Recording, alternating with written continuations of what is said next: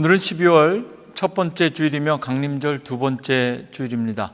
그리스도인들은 사순절을 지키며 그리스도의 부활을 준비하고 맞이하는 것처럼 지난주부터 시작된 이 4주간의 강림절기를 지키며 우리는 성탄을 준비하고 또 성탄을 기다리고 있습니다.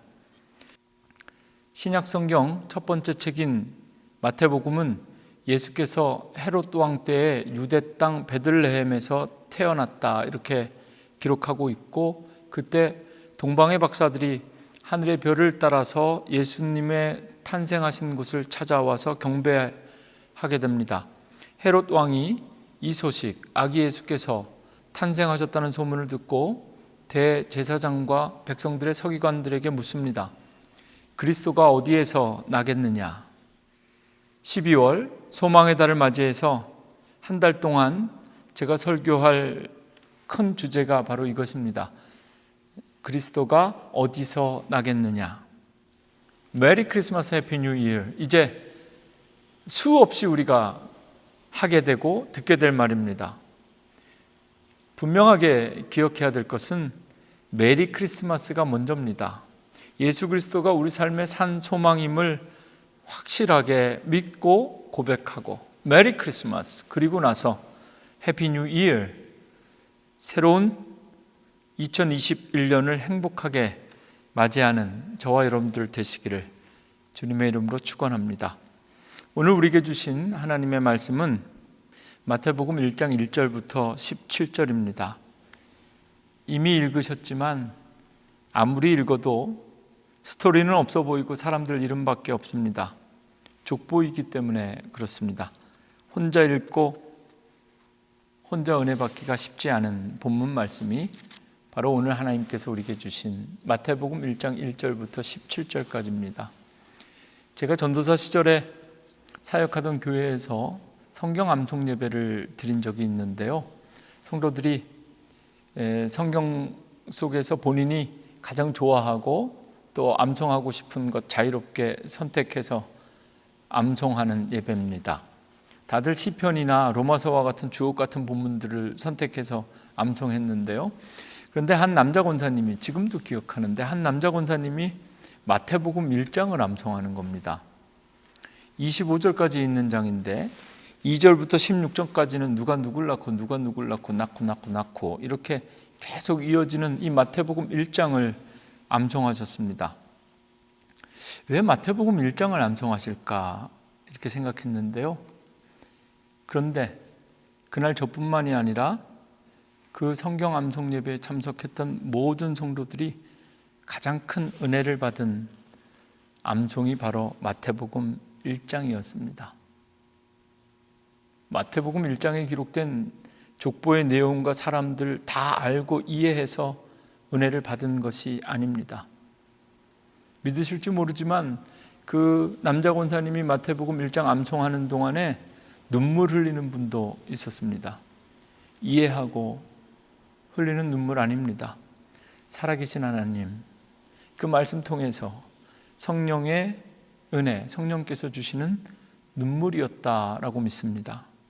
오늘 마태복음 1장 예수님의 족보를 설교하는 이 시간에도 성령님의 도우심이 필요합니다. 성령님께서 이 말씀 전하는 이 시간 우리와 함께 하셔서 말씀 속에 은혜와 눈물 주시기를 간절히 기도합니다.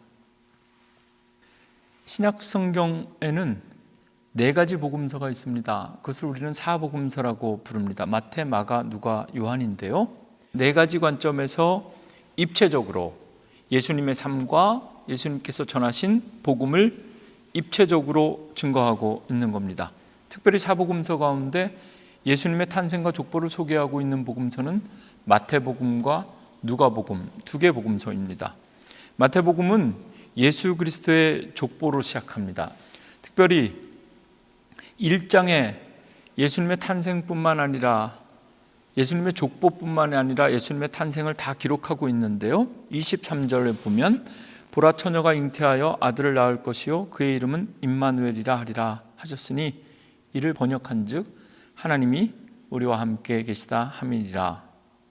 마태복음은 동정녀 탄생, 처녀와 하나님 우리와 함께 하신다, 임마누엘을 강조합니다. 그리고 동방박사가 등장합니다. 반면에 누가복음은 예수님의 탄생을 누가복음 2장에 기록하고 있는데요. 2장 7절입니다.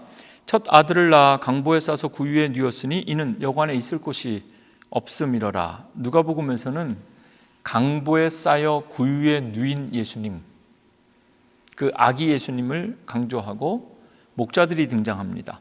하늘엔 영광 땅엔 평화와 같은 말씀이 누가복음의 기록이고요. 빈방 있습니까? 이런 선탄 연극의 배경이 되는 모든 소스들이 이 누가복음에 기록된 예수님의 탄생 이야기에 근거하고 있습니다. 복음서들마다 그리스도가 어디서 나겠느냐, 그리스도의 오심뿐만 아니라 예수 그리스도께서 전한 복음의 핵심을 이해하고 또 설명하는 서로 다른 관점들이 있음을 우리는 이 사복음서를 통해서 확인할 수가 있는 것이죠. 오늘은 이 마태복음에 기록된 예수님의 족보를 통해서 그리스도가 어디서 나겠는가, 그리스도가 어디서 태어나시는가에 답할 수 있는 세 가지 성탄의 의미를 함께 찾아보려고 합니다. 첫 번째 의미는요, 이 마태가 기록하고 있는 예수님의 족보의 첫 번째 특징과 관련이 있습니다. 마태는 예수님의 족보를 그냥 있는 대로 쭉, 또는 모든 사람들의 이름을 닥치는 대로 다 모아서 기록한 것이 아니라 아주 특별한 의미와 목적을 가지고 이 마태복음 1장의 족보를 기록하였습니다. 총 42명 42세대 제너레이션을 14씩 세 묶음으로 나누어서 족보를 기록했는데요. 그 내용이 17절에 기록되어져 있습니다. 그런즉 모든 대수가 아브라함부터 다윗까지 14대요, 다윗부터 바벨론으로 사로잡혀 갈 때까지 또 14대요, 또 바벨론으로 사로잡혀 간 후부터 마지막 그리스도까지 14대더라. 14 이렇게 총 42세대 제너레이션을 크게 세 묶음으로 나누어서 족보를 기록한 겁니다. 첫 번째는요, 2절부터 6절까지 아브라함부터 다윗까지 14대를 묶었습니다. 이 부분은 이스라엘의 역사가 시작되고 형성되는 시기입니다. 하나님께서 아브라함을 부르셔서 하나님의 백성 삼아주시고, 그리고 다윗까지 이 이스라엘 민족이 서서히 형성되어지고 형태를 갖추어가는 그런 시기있죠. 두 번째는 6절부터 11절까지인데요. 다윗의 아들 솔로몬부터 여고냐까지입니다. 다윗 왕조, 통일 왕국부터 분열 왕국, 그리고 이 북이스라엘과 남유다가 망하게 돼서 포로로 끌려가는 시기, 그 전까지입니다. 이스라엘 역사의 전성기와 또 쇠퇴기가 이 두 번째 피어리드에 다 담겨져 있고요. 마지막 세 번째 12절부터 16절까지는 여고냐에서부터 예수님의 탄생까지입니다. 바벨론의 포로 생활이 끝나고 다시 이스라엘이 회복되는 시기, 이렇게 이스라엘의 형성기, 전성기와 쇠퇴기, 그리고 마지막 회복기, 이렇게 마태는 예수님의 족보를 나누어서 세 묶음으로 기록하고 있습니다. 왜 이렇게 나누어서 기록한 것일까에 대한 학자들의 추측이 몇 가지 있는데요. 첫 번째는 누구나 쉽게 생각할 수 있는 겁니다. 그냥 42명을 쭉 쓰는 것보다는 이렇게 나눠서 묶어놓으면 이해하기 쉽고 기억하기 쉬워서 그렇게 했을 것이다, 이렇게 생각하고 추측하는 분들이 있고요. 두 번째는 고대 근동지역, 특별히 이스라엘 역사 속에서 보면 이 시대의 원력, 요즘 우리가 말하는 달력이죠. 한 달이 28일로 그렇게 서클로 돌아갔는데요. 그 달의 움직임에 따라 28일입니다. 처음 전반기에 14일은 달이 점점 밝아지고 차오르고 14일이 지나면 또 14일 동안 달이 기울고 어두워지는 겁니다. 그래서 한 달 28일이 14일씩 서클로 이렇게 돌아가는 것에 맞춰서 마태복음이 예수님의 족보를 14세대씩 나누었을 것이다, 이렇게 추측하는 분들도 있습니다. 가장 많은 사람들이 믿고 싶어하는 세 번째 추측이 있는데요. 다윗 왕의 히브리어 이름에서 그 근거를 발견합니다. 다윗 왕을 그 히브리어 원어로 읽으면 다위드입니다. 히브리어는 그 글자 하나하나 자음마다 의미하는 고유의 숫자가 있거든요. 그래서 이 다윗 왕의 히브리어 이름을 히브리어로 발음하면 달렛 와우 달렛. 달렛이라는 단어가 처음과 끝에 쓰이고 가운데 와우라는 히브리어 단어가 쓰여서 다윗 왕 이렇게 이제 음역하게 됩니다. 그런데 이 달렛은 고유 히브리어에서 고유 숫자를 의미하는 것은 4, 넘버 4, 4고요. 그리고 와우가 6입니다. 그래서 4 더하기 6 더하기 4 해서 14가 되기 때문에 많은 분들이 예수님의 족보를 다윗의 자손으로 예수님을 소개하기 위해서 이렇게 14 족보를 나누어서 소개하는 것이다, 이렇게 추측합니다. 또한 다윗 왕의 이름에 쓰이는 히브리어 가운데 달렛, 와우, 달렛, 이 가운데 들어가는 와우를 어떻게 음역하느냐, 읽느냐에 따라서 다비드라고 읽기도 하고 다위드라고 읽기도 합니다. 그래서 요즘 우리가 영어로 읽을 때는 표준 원문의 음역에 따라서 이 다비드, 이것이 데이빗이 되고 데이빗으로 발음하게 되고요. 한글 성경에는 이 가운데 히브리어 와우를 그대로 살려서 따위드, 그래서 USB 음역에 따라서 한글 성경, 우리는 한국 사람들은 이 사람을 다윗이라고 부르고 미국 사람들은 이 사람을 데이빗이라고 부르게 되는 겁니다. 예수 그리스도를 다윗의 자손이라고 부르는 것은, Son of David이라고 부르는 것은 마태복음에 나타나는 특징 중에 하나입니다. 누가복음은 그렇게 부르지 않죠. 누가복음은 Son of Man, 사람의 아들이라고 불렀고, 요한복음은 Son of God, 하나님의 아들이라고 불렀습니다. 예수 그리스도의 오심은 새로운 하나님 나라의 시작입니다. 42세대를 14대씩 끊어서 예수님의 족보를 소개할 때마다 맨 마지막 사람은 항상 그 14세대의 마지막이 아니라 그 다음 세대를 이어주는 새로운 시작이었습니다. 첫 번째 피어리드의 끝이 다윗에서 끝납니다. 이 다윗은 끝이 아니라 다음 세대, 이스라엘의 왕성했던 이스라엘 왕국을 설명하는 첫 번째 시작이 되죠. 그리고 두 번째 세대에서 세 번째 세대로 넘어가는 데에도 여고냐라는 인물이 나오는데요, 11절과 12절에 두 번 나옵니다. 두 번째 시기의 끝에 기록되었던 여고냐가 세 번째 14 피어리드를 시작하는 첫 번째 인물이 됩니다. 각 14대씩 끊어질 때마다 그 14번째 마지막 사람이 끝이 아니라 새로운 시작이었다, 이런 의미에서 예수님의 족보 전체를 마무리하는 마지막 예수 그리스도의 나심이 이러하니라. 이 예수님의 족보에 기록된 예수님은 이스라엘 역사의 끝이 아니라 새로운 시작이었다, 이렇게 고백할 수 있는 겁니다. 아브라함과 다윗의 자손 예수 그리스도는 족보의 끝이 아니라 새로운 시대의 시작이었습니다. 그리스도가 어디에서 나겠느냐? 오늘 이 족보를 규정하는 마태복음 1장 1절에 근거하여 아브라함과 다윗의 자손 예수 그리스도의 계보라. 예수 그리스도는 아브라함으로부터 나오고 다윗으로부터 나온다라는 겁니다. 그리스도가 어디서 나겠느냐? 그리스도는 하나님과 아브라함의 언약에서 나셨습니다. 창세기 12장 2절, 내가 너로 큰 민족을 이루고 내게 복을 주어 내 이름을 창대하게 하리니 너는 복이 될지라. 하나님께서 이렇게 아브라함에게 약속하신 이 언약으로부터 예수 그리스도가 태어나십니다. 두 번째, 그리스도는 하나님께서 세우신 다윗과의 언약에서 오셨습니다. 내 집과 내 나라가 내 앞에서 영원히 보존되고 내 왕위가 영원히 견고하리라 하셨다 하라. 사무엘하 7장 16절입니다. 아브라함과 다윗과 세웠던 하나님의 그 언약의 성취, 그것이 바로 성탄의 메시지입니다. 언약의 완성이 예수 그리스도의 나심입니다. 오늘 우리가 던져야 되는 첫 번째 질문, 그리스도가 어디서 나시겠느냐? 예수 그리스도는 하나님께서 아브라함과 다윗을 통해 주셨던 언약의 약속을 통해서 오늘도 우리 가운데 오시게 됩니다.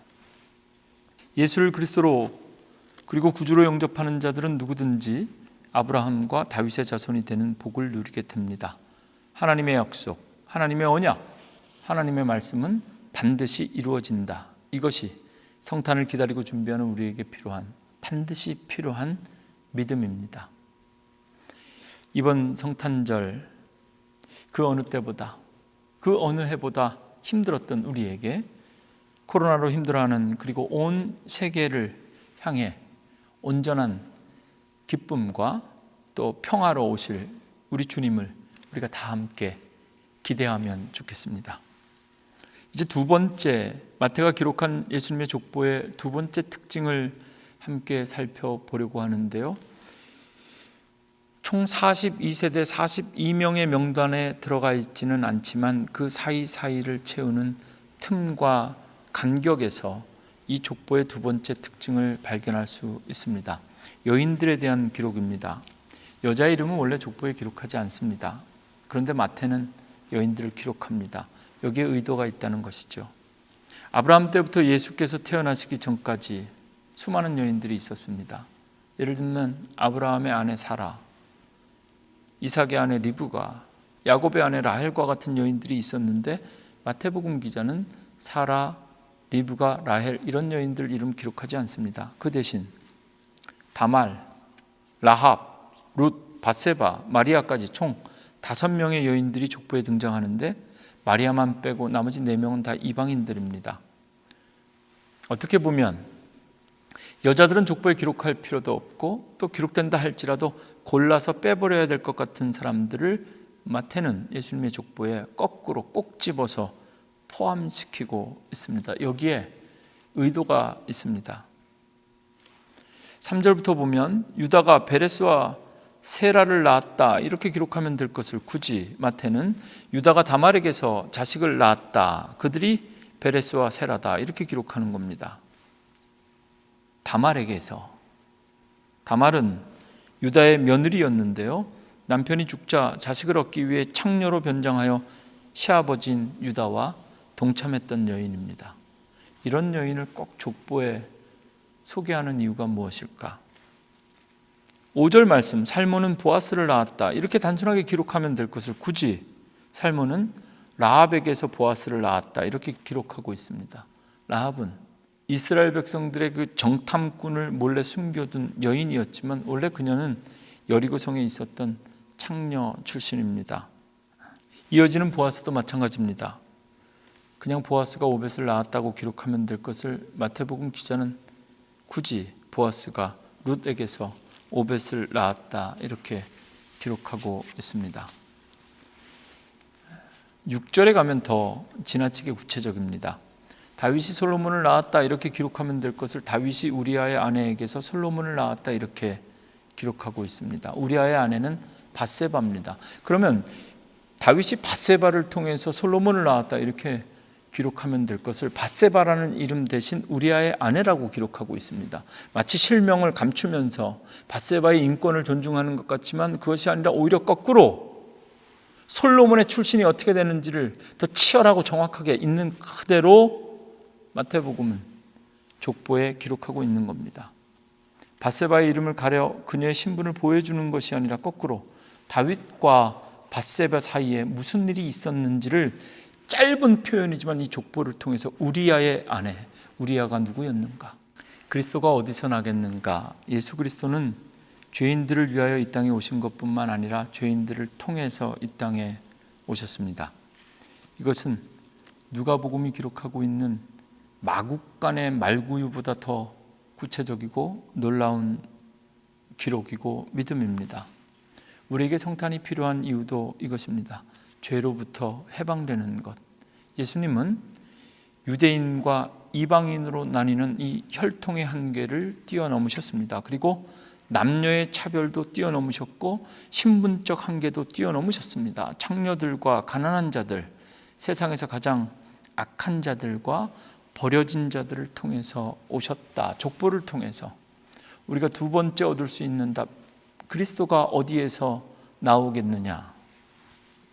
예수 그리스도는 화려한 장식과 값비싼 선물 그리고 우리가 알고 있는 것처럼 역사의 메인 라인을 통해서 오시는 것이 아니라 가리워져 보이지 않는 곳, 감추고 드러내고 싶지 않은 곳, 그 깊은 곳을 통해서 우리에게 오십니다. 이것이 진정한 성탄의 의미와 그리고 그곳에 성탄의 기쁨이 있습니다. 이제 세 번째, 예수님이 어떻게 우리에게 오시는가, 그리스도가 어디에서 나겠는가, 오늘 족보 가운데 세 번째 특징을 살펴보려고 합니다. 후반부로 갈수록 이 인물들이 누군지 불분명합니다. 정확하게 확인할 수가 없고 증명할 수가 없습니다. 자식이 아닌데 자식이라고 하기도 하고, 자식의 자식을 건너뛰어 손자인데 자식처럼 소개하기도 하고 그렇습니다. 그리고 이 마지막 부분을 보면 우리에게 익숙하게 알려진 이름들이 있는데요, 그 이름들도 우리가 아는 그 사람이 아닙니다. 성경에 기록된 동명이인들이 많기 때문에 그 족보의 마지막 부분에 기록된 사람들의 이름을 역사적, 시대적 상황을 통해서 하나씩 확인해 보면 다 우리가 알고 있는 그 사람과는 매치가 되지 않습니다. 심지어 14절에 소개되는 아소르는 아예 구약 성경에 한 번도 등장하지 않은 인물입니다. 대부분의 사람들이 불분명한 사람들, 정체가 불분명한 사람들, 그동안 우리가 알지 못했던 사람들, 구약 성경에서 한 번도 언급되지 않은 사람들이 예수님의 족보 마지막 부분에 나오고 있는 겁니다. 족보 맨 마지막에 야곱이 한 번 더 나오는데요, 이 야곱은 다윗 이야기할 때 나온 2절에 소개된 이삭의 아들 야곱과는 다른 야곱입니다. 헷갈리시면 안 됩니다. 예수님의 족보에 우리가 알지 못하는 사람들이 기록되어져 있다. 이것이 족보의 또 하나의 특징인데요, 구약시대에 감추어졌던 사람들, 잊혀진 사람들, 사라진 사람들이 예수님과 함께 다시 나타나는 겁니다. 기억 속에 사라졌던 사람들이 예수님의 족보와 함께 다시 기억되어지는 것, 사라진 존재들이 새로워지고 새롭게 기억되는 것 말입니다. 올해도 앞으로도 성탄은 계속될 것입니다. 그리스도가 어디서 나오겠느냐, 새롭게 하나님을 경험하고 새롭게 예수를 그리스도라고 고백하게 될 수많은 사람들을 통해서 성탄은 계속될 것입니다. 예수님은 그렇게 어디를 통해서 그렇게 계속 이 땅에 오실 겁니다. 갇혀진 사람들, 잊혀진 사람들, 사라진 사람들, 다시 예수 그리스도의 이름으로 새로워지고 새 생명, 새로운 소망을 갖게 된 사람들, 그들과 함께 다시 태어나실 예수님, 그것이 바로 성탄의 의미입니다. 올해 성탄절을 준비하고 기다리면서 우리 안에 잊혀진 사람들을 하나씩 기억해내시면 좋겠습니다. 그것이 사랑이든 아픔이든 감사든 고통이든 성탄은 그런 겁니다. 모두에게 기쁜 소식이어야 성탄입니다. 잊고 지내던 참 좋은 인연들 다시 기억하십시오. 성탄절이 오기 전에 고마웠다고, 그때를 생각하면 언제든 감사라고 연락하십시오. 그리고 잊고 싶은 아픈 기억들 속에 성탄을 맞이하시길 바랍니다. 새로운 소망으로 오시는 예수, 나를 아프게 하고 힘들게 했던, 그래서 내가 내 족보와 기억 속에서 지워버린 사람들까지도 온전히 용서할 수 있고 다시 기억할 수 있는 것, 그것이 바로 성탄의 의미, 예수님의 족보를 통해서 마지막으로 우리가 한 번 더 발견할 수 있는 특징이었습니다. 오늘을 살아가는 우리들에게 성탄은 무슨 의미인가? 오늘 족보 속에는 끊임없이 반복되는 단어가 있는데요, 낳고 총 40번이나 반복됩니다. 나타라는 이 단어 40번이나 반복되는 표현 중에 39번은 헬라어로 에겐네센입니다. 능동 형태로 쓰인 겁니다. 누가 누구를 낳았다. 그런데 맨 마지막 예수님 탄생하는 부분에 낳고는 다른 단어 에겐네센이 아니라 에겐네데입니다. 능동형이 아니라 수동 형태로 표현됐습니다. 요셉과 마리아가 예수를 낳은 것이 아니라 요셉과 마리아에게서 그리스도라 칭하는 예수가 태어나게 된 것입니다. 사랑하는 성도 여러분, 예수님의 오심은 전적인 하나님의 계획입니다. 하나님의 주권이고 역사입니다. 그것을 우리는 은혜라고 고백합니다. 오늘 우리가 잘 느끼지 못해도 아마 이 마태가 마태복음을 기록했을 때 고려했을 유대인들은 이 마태복음 1장의 족보를 너무나 잘 알고 있는 사람들의 이야기이기 때문에 이 족보를 읽으며 유대인들은 놀라고 흥분했을 겁니다. 평생을 다윗과 같은 왕 메시아를 기다리던 사람들에게 이 족보를 읽는 것만으로도 은혜가 되었을 것입니다. 성탄을 기다리는 우리들에게도 그리스도가 어디에서 나셨는가 이런 기대와 기도가 있었으면 좋겠습니다. 성탄을 기다리는 이 강림절의 가장 큰 울림은 기다림입니다. 기다림의 축복, 무엇인가 기대하는 자들만 누릴 수 있는 축복. 올해 성탄절에 예수님 나에게 어떻게 다가오실까?